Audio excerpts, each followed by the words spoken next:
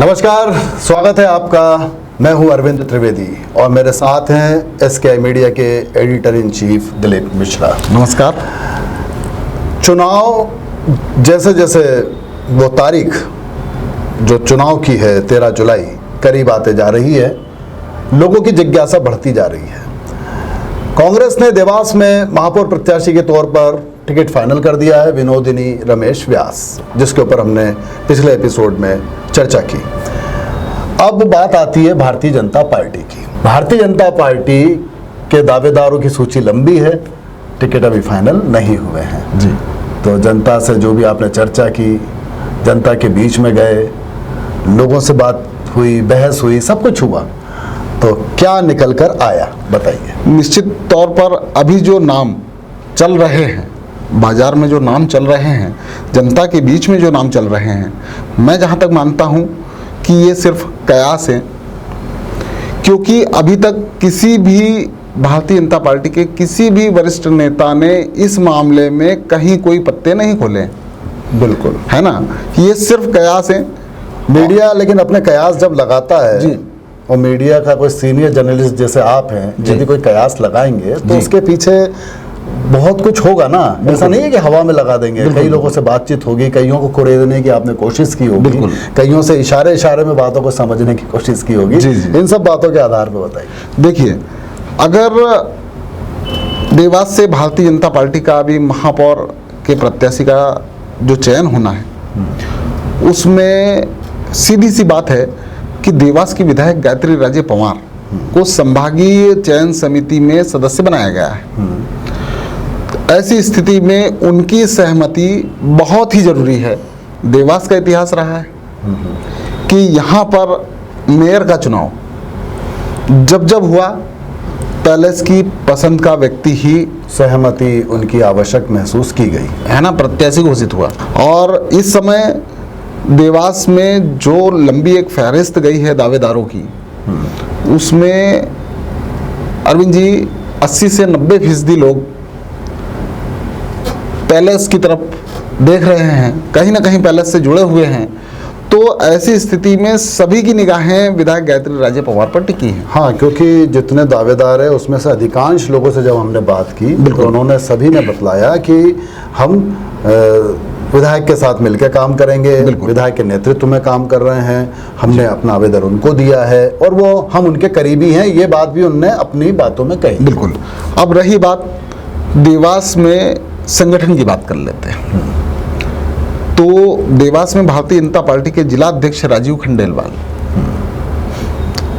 Bharatiya Janata party के महामंत्री राजेश यादव, ये दोनों संगठन के उच्च पदों पर हैं। ये संगठन के जिम्मेदार पदों पर हैं। और दूसरी बात, ये सीधे जो है प्रदेश संगठन के सेल्स पदाधिकारी से जुड़े हुए हैं। हाँ, उनके नेतृत्व में ही काम करना, नेतृत्व में काम करना एक अलग बात होती है, जुड़ना एक अलग। वो फॉलोअर भी वहीं से हैं। ठीक है। कहीं ना कहीं ऐसा माना जाता रहा है कि राजेश यादव, राजीव खंडेलवाल, जो भारतीय जनता पार्टी के प्रदेश अध्यक्ष हैं बीडी शर्मा जी, उनसे उनके बहुत करीबी माने जाते हैं। ठीक है।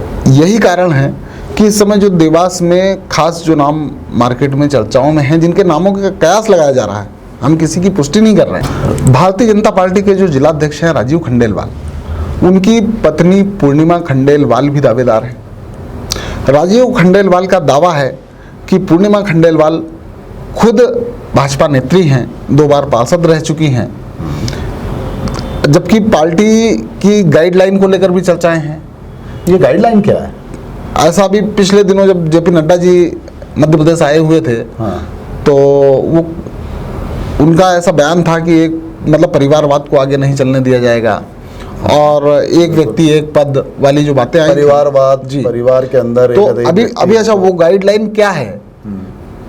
वो गाइडलाइन पूरी तरह से जनता के बीच में स्पष्ट नहीं है। स्वाभाविक है, स्वाभाविक है, कोई ऐसा संविधान तो नहीं है। नहीं, गाइडलाइन एक, अब आप देखिए, नियम के तहत तो नहीं बनेगी, बिल्कुल आपसी समझ के तहत ही बनेगी। ऐसी स्थिति में गाइडलाइन बनती है, लेकिन गाइडलाइन के साथ में ये देखना भी बहुत जरूरी होता है, ये चुनाव है। हाँ, सामने प्रत्याशी कौन है तो उसके अरविंद जी, ये देखना भी बहुत जरूरी होता है कि प्रत्याशी चुनाव को जीत पाएगा या नहीं जीत पाएगा। इन हालातों को देखते हुए हर जगह जिताऊ उम्मीदवार पे पार्टी दाव लगाएगी। देवास में जो नाम बाजार में चल रहे हैं, लोग जिनकी चर्चाएं कर रहे हैं, उनमें पैलेस के जो करीबी हैं सुभाष शर्मा ज़्यादा विश्वसनीय गिने जाते हैं। उनकी पुत्रवधू रीता विमल शर्मा ने महापौर पद के लिए दावेदारी की है। पर ऐसा माना जा रहा है कि सुभाष शर्मा एक बार के महापौर रह चुके हैं, 2 बार के सभापति रह चुके हैं, और फिर वो कहीं ना कहीं परिवारवाद वाली बात आती है। तो ऐसी स्थिति में अच्छा, भारतीय जनता पार्टी के स्थानीय नेताओं का भी यही कहना है कि कब तक एक ही परिवार को लड़ाते रहेंगे, भाई दूसरों को भी मौका दिया जाना चाहिए। इन हालातों के चलते हो सकता है कि इस बार सुभाष शर्मा के परिवार को सामने दूसरे कहीं ना कहीं दूसरी जगह मोबिलाइज किया जाए। हाँ, ये बात आपने कहा बिल्कुल कि यदि मान लीजिए, ये बड़ी इंटरेस्टिंग बात है जी जो आपने कही अभी, कि यदि मान लीजिए, क्योंकि टिकट किसी एक को मिलेगा और वो सभी पैलेस के करीब जो हैं टिकट मांगने वाले या दावेदार, उनकी संख्या ज्यादा है और उसमें से बहुत सीनियर भी हैं जो मांग रहे हैं, तो यदि नहीं मिला तो कुछ दूसरे कहीं एडजस्ट होंगे, बिल्कुल, या कहीं तीसरी जगह एडजस्ट होंगे, बिल्कुल। किस तरह से वो समीकरण बैठेगा? देखिए, महापौर के बाद नगर निगम में सभापति का ओहदा बढ़ाओ, चलिए एक तो ये है ना, ठीक। देवास में विकास प्राधिकरण चेयरमैन का पद भी खाली पड़ा हुआ है। ऐसी स्थिति में निश्चित तौर पर इन लोगों को कहीं ना कहीं उधर एडजस्ट किया जाएगा, ऐसी भी चर्चा है। बिल्कुल। तो बात कर लेते हैं हम पैलेस के और जो नज़दीकी में और जो बहुत ज़्यादा नज़दीक हैं, उनमें एक नाम आता है दुर्गेश अग्रवाल, बिल्कुल, और एक नाम आता है रवि जैन, बिल्कुल। दोनों ही विधायक प्रतिनिधि हैं। ऐसे में दुर्गेश अग्रवाल ने अपनी पत्नी गीता अग्रवाल के लिए दावेदारी जताई है। वहीं रवि जैन की पत्नी पूजा जैन, उन्होंने भी अपनी दावेदारी जताई है। तो निश्चित तौर पर ये जो समीकरण है, भारतीय जनता पार्टी से जो जिले के महामंत्री हैं राजेश यादव, उनकी पत्नी रंजीता राजेश यादव ने भी अपनी दावेदारी जताई है। सबसे बड़ी बात ये, पूर्णिमा राजीव खंडेलवाल का नाम शहर में लोग इसलिए चला रहे हैं कि कहीं ना कहीं प्रदेश अध्यक्ष की अगर संगठन की चलती है तो राजीव खंडेलवाल ये टिकट ला पाएंगे, क्योंकि वो क्या आपको लग रहा है, वो गाइडलाइन जो आपने कहा, हाँ, परिवार का व्यक्ति ना हो, परिवार में यदि कोई किसी पद पर है तो उस पद पर या उस पद के समकक्ष कोई दूसरा उसी परिवार का ना हो। परिवार का मतलब क्या, मतलब संगठन में यदि पद है तो क्या हम उसको सीधी राजनीति जो होती है वहां पर दे सकते हैं या नहीं दे सकते? देखिए, नगरीय निकाय की राजनीति, ये भी तो बात है ना उसमें, लेकिन शहर में, लेकिन जो शहर में चर्चाएं हैं कि पार्टी की गाइडलाइन है, पार्टी का संविधान नहीं है। हाँ, पार्टी ने एक ये तय किया है कि इन आधारों पर हम कुछ लोगों को टिकट देंगे। हाँ, तो उसमें एक परिवारवाद नहीं जी, वो तो 3 लोग बोल चुके हैं। स्वयं नरेंद्र मोदी इसके सख्त खिलाफ बयान दे चुके हैं, बिल्कुल, तो वो राष्ट्रीय स्तर की बात है। जेपी नड्डा आए, उन्होंने सीधे सीधे कह दिया जो आप जानते हैं कि ज्योतिरादित्य सिंधिया ने बोला एक ही परिवार से एक ही व्यक्ति राजनीति करेगा, मेरे परिवार में यह परंपरा रही है। तो ऐसे 2-3 बातें जो सामने आ गई है तो चर्चाओं का बाजार और गर्म हो गया।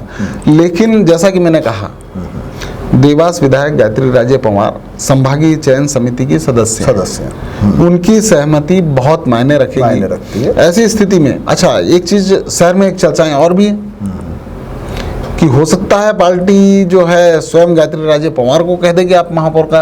हाँ, ये भी बहुत जोरदार है दर्शकों, आप इस बात की चर्चाएं भी शहर में है। हाँ, ये शेयर कर दें हम कि ये भी है, लेकिन उसकी संभावना मुझे तो नहीं लगती, बहुत कम है, क्योंकि देवास में कहाँ, देखिए एक बात बता दें अरविंद जी हम आपको कि मध्य प्रदेश में इस समय जिस तरह से कांग्रेस ने तैयारी की है और भाजपा और कांग्रेस, चूंकि 2023 में विधानसभा के चुनाव होना जा रहे, तो इन हालातों में हर जगह एक भी नगर निगम भाजपा खोना नहीं चाहेगी, बिल्कुल नहीं चाहेगी, वो तो सही है। जीत के लिए विधायकों को टिकट अगर दिए जाते हैं तो हम इसको पूरी तरह डिनाई नहीं कर सकते। देवास में सामने विनोदिनी व्यास हैं, बिल्कुल ही नहीं जी, उनको अपनी पहचान बनाना होगी जी। जितनी भी पहचान है पति से है। अब अगर आप बात कर रहे हैं स्वयं विधायक यहाँ से लड़ें, तो ये उसी स्थिति में संभव हो रहा है यदि उनके समर्थक बिल्कुल मानने को तैयार ना हो, हाँ। या वो जो नाम आगे रखें उस पर संगठन मानने को तैयार ना हो, इस तरह की कंट्रोवर्सी। विधायक गायत्री राजे पवार उस कंडीशन में प्रत्याशी होंगी अगर किसी नाम पर सहमति नहीं बन पाती है तो। और वैसे देखा जाए तो भाजपा के पास जो ये दावेदार हैं, इनमें तमाम मजबूत दावेदार हैं, वही मैंने कह रहा, मतलब जो कहीं ना कहीं जिनका वजन गिना जाता है। तो ऐसी कंडीशन में निश्चित तौर पर क्या होता है, अभी हमने आज ये इन 5 दावेदारों की बात करी, और भी दावेदार हैं। अब मैं बात कर जो पब्लिक डोमेन में जो बातें हैं उसको लेकर चलें कि अगर गाइडलाइन पर पूरी तरह से कौन बैठ रहा है, तो चलिए फिर अपन बात करते हैं और भी दावेदारों की। बिल्कुल, आपने निश्चित तौर पर जो नाम गिना है वो तो अपनी तरफ से हैं, लेकिन 2 बातें आ रही हैं। एक बात तो ये आ रही है कि स्वयं सक्रिय, बिल्कुल, हाँ, नेत्री खुद स्वयं सक्रिय नेत्री, तो ये भाजपा में अभी कमी नहीं है, क्योंकि लगातार सत्ता में रहते हुए भी और विपक्ष में रहते हुए भी महिला मोर्चा सक्रिय रहा है, और अब देवास में नेतृत्व महिला का है तो और सक्रिय महिलाएं सामने आई हैं। बिल्कुल। तो अब जिसमें पहली बात करें, अगर हम बात करें मनोरमा सोलंकी की, जी, मनोरमा सोलंकी स्वयं सक्रिय हैं, बिल्कुल सक्रिय हैं, कई कार्यक्रमों में वो पार्टिसिपेट करती रही हैं, अभी संस्कार भारती के अध्यक्ष भी हैं जी। और कई वर्ग लगाए हैं उन्होंने। अगर हम बात करें संघ के जो वर्ग लगते हैं उसमें कई वर्ग उन्हें के साथ, मतलब वो कहना चाहिए उस दिशा में लगातार सक्रिय रही हैं। बिल्कुल। फिर इसी के बाद अगर हम बात करें विनीता व्यास की, बिल्कुल, वो भी कहीं भी अगर महिला नेत्री की अगर बात करेंगे तो जो 28-30 लोगों ने जो दावेदारी की है उनमें से महिला नेत्रियों की संख्या 8 से 10 के आसपास है।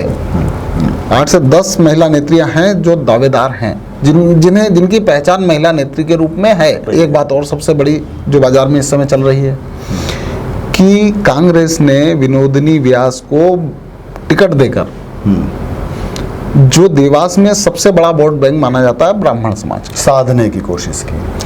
तो ऐसी स्थिति में एक चर्चाएं और भी हैं कि क्या भारतीय जनता पार्टी भी ब्राह्मण के सामने ब्राह्मण कैंडिडेट उतारेगी। अगर ऐसे हालात बनते हैं, ब्राह्मण समाज से 4 लोगों ने दावा जताया है, जिनमें अगर हम बात करें तो पहली बात करें तो सुभाष शर्मा की जो पुत्रवधू हैं रीता शर्मा, विनीता व्यास, ममता शर्मा, काफी पुरानी ममता शर्मा का नाम भी है जी। मैंने कहा ना, बड़ी लंबी लिस्ट है। और एक है मोनिका शर्मा, जो हालांकि राजनीतिक अनुभव कम है, लेकिन वो तेज तर्रार और पढ़ी लिखी और इंजीनियर, बिल्कुल, वो एमटेक किया है और सबसे बड़ी बात बहुत अच्छी वक्ता है, अच्छी।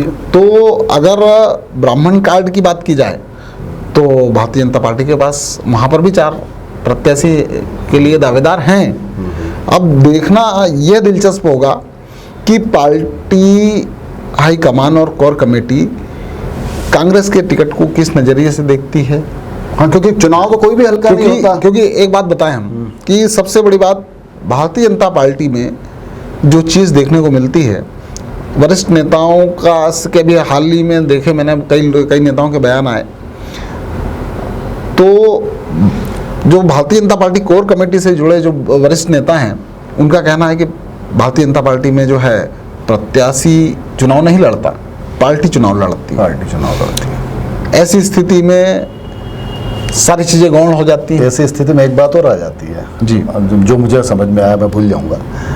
कई बार अगर पार्टी ये भी देखती है कि जैसे पत्नी के लिए पति मांग रहा है टिकट और पति सक्रिय है, बिल्कुल, तो वो ये भी देखती है कि वो किस स्तर पर शहर में अपना योगदान देता है। बिल्कुल। अच्छा, कहीं ना कहीं सॉफ्ट कॉर्नर उस पति के चलते जनता में भी रहता है। बिल्कुल बिल्कुल, कि यार ये इसने बहुत काम किया है, लेकिन अब ऐसा हुआ है रोटेशन पद्धति में महिलाओं को चांस दिया जा रहा है, लिहाजा इसके पति को भी कहीं ना कहीं चांस मिल जाएगा। अगर इसकी पत्नी जीत जाएगी तो कंधे से कंधा मिलाकर वो एक सॉफ्ट कॉर्नर चलता है उस व्यक्ति के किए हुए कामों के आधार पर। और सबसे तो ये ऐसा नहीं कि जनता बिल्कुल ही ताल ठोक के बैठ गई कि नहीं वो पत्नी, वो अगर महिला है तो कैसी है। मैं आपको बताना चाहूंगा कि इस समय जो तेजी से नाम चला तो पूजा रवि जैन का नाम बहुत तेजी से चला, क्योंकि उनके सामाजिक गतिविधियां जो हैं देवास में उनके खाते में जाती उनके खाते में जाती हैं। रवि जैन संस्था सिद्धि विनायक के की जो संचालक टीम हैं। है, बिल्कुल। हाँ। और रवि जैन की पत्नी जो हैं पूजा जैन, वो हरतालिका तीज का एक कार्यक्रम करती हैं, देवास के बड़े कार्यक्रमों में गिना जाता है। हाँ, वो पूरी टीम करती है, लेकिन उसका संस्था सिद्धि श्रेय विनायक करती है, लेकिन इस समय तो यही माना जा रहा है कि भाई पूजा जैन का के नेतृत्व इनने होता है। किया है। बिल्कुल। और सबसे बड़ी बात इलेक्शन है, इलेक्शन में कार्यकर्ताओं की टीम देखी जाती है। अर्चना धर्मेंद्र सिंह बैस, हाँ, ये भी एक नया नाम, तो इन्होंने दावेदारी की है और कल उनके लिए करणी सेना की तरफ से तमाम राजपूत समाज के लोगों ने जाकर तादाद में लोग पहुंचे। हाँ, वहाँ बड़ी तादाद में लोग पहुंचे और विधायक के सामने उन्होंने बात रखी कि भाई राजपूत समाज से भी टिकट दिया जाए। तो इस तरह से हर तरह से अगर देखा जाए तो कोई सामाजिक समीकरण के माध्यम से टिकट पाना चाह रहा है, तो कोई अपने प्रभाव के दम पर, तो कोई संबंधों के उस पर। तो ये चीज़ें जो हैं वास्तविक धरातल पर जो है वो अभी यही हैं, लेकिन नामों के कयास लगाए जाना आजकल सोशल मीडिया पर ये हो जाता है कि किसी का भी एक नाम चला दिया कि इसका टिकट लगभग तय माना जा रहा है। शेयर मार्केट की तरह उतार चढ़ाव चलता है। एक घंटे बाद देखो तो वो नाम की जगह किसी दूसरे का नाम फाइनल ही हो जाता है, टिकट अभी आने वाला है। तो नाम चलना, नाम बदलना, ये चीज़ें चलती रहती है। ये सिर्फ कयास है। लोग अपने स्तर पर अपने विश्लेषण करते हैं। लोग कहीं ना कहीं राजनीति से प्रेरित होकर अपने विश्लेषण करते हैं। तो ये चीज़ें जो हैं ये इलेक्शन के दौर में चलती रहती है। बिल्कुल सही। तो इस तरह से आपने देखा एसके मीडिया का तो ये प्रयास है कि हम सिर्फ कोरी कल्पनाओं पे न जाएं, कोरे कयासों पे न जाएं। बिल्कुल। यदि हम कोई नाम मुंह से ले रहे हैं या कोई नाम हम आपके सामने रख रहे हैं तो उसके पीछे मुद्दे क्या हैं, उसके पीछे एक तरह से कहना चाहिए कि कौन कौन सी बातें हैं जो उस हमारी उस बात को मजबूत बनाती हुई दिखती हैं। आखिरकार फैसला तो राजनीति के पंडितों को ही करना है और अंतिम फैसला देवास की जनता को करना है। कुल मिला के ये चर्चा हुई आपसे हमारी और हमारी आपसे, निश्चित तौर पे कमेंट्स के माध्यम से। तो वीडियो को लाइक कीजिएगा, शेयर कीजिएगा और एसके मीडिया को आप सब्सक्राइब कीजिएगा। ऐसे ही मुद्दों को लेकर हम आपके सामने हाजिर होंगे। रोचक होती जाएंगी बातें और उसी के साथ साथ रोचक होते जाएंगे कयास, और हम लेके आएंगे आपके पास अच्छी और शानदार और रोचक बातें। ये रहेगा हमारा प्रयास। बहुत बहुत धन्यवाद।